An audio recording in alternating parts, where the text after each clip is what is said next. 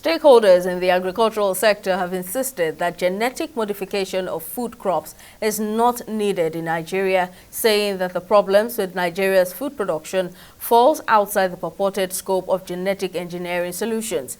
The stakeholders who spoke at the Center for Food Safety and Agricultural Research's lab said it is crucial to preserve native seed varieties, conduct research on sustainable agricultural methods, support local and indigenous farming communities, promote agroecological farming systems while educating farmers and other stakeholders in the country. Our correspondent, Sydney Okafo, has more details. Crop diseases are expected to rise, leading to food shortage and major losses for farmers. As such, relevant technologies are required to adapt to mitigate the changes that might occur. To curb these challenges, the federal government of Nigeria has approved the use of genetically modified organisms in food crops in the country. The idea has generated controversy as speakers at the event, highlighting dangers it might present and urge caution. The technology that is used for GMO is not certified safe.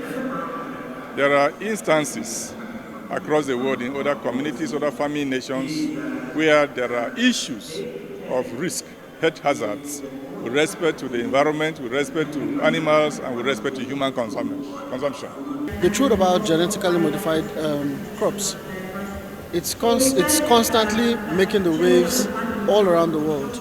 Everyone wants to be sure of what they are eating. You want to be sure that what you're eating is making you healthy.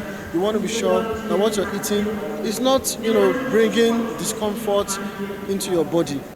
In 2024, Nigeria is expected to see about 26.5 million people grappling with high levels of food insecurity, as disclosed by the federal government and its partners during the unveiling of the October 2023 Kadri Harmony analysis on food insecurity. However, stakeholders say Nigerian farmers can produce enough food with the arable lands in the country. If you don't take the genetically modified food and you are taking your the pounded yam with your different vegetables, you are taking our fada rice with the ayamashe soup, and you are taking your gari, your fufu with edikaikon and others, I can tell you, we call it aseje migigun.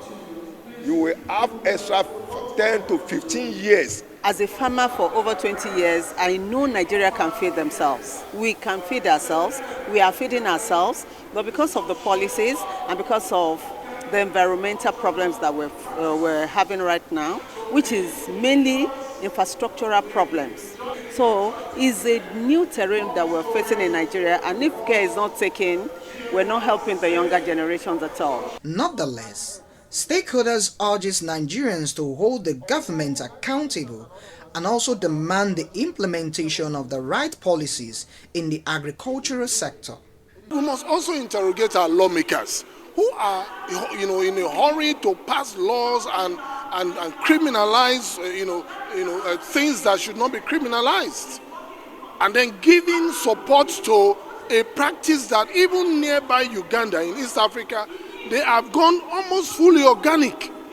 The participants urged the federal government, like their counterparts in other African nations, to outrightly ban genetically modified organisms crops because of the risks they pose to public health.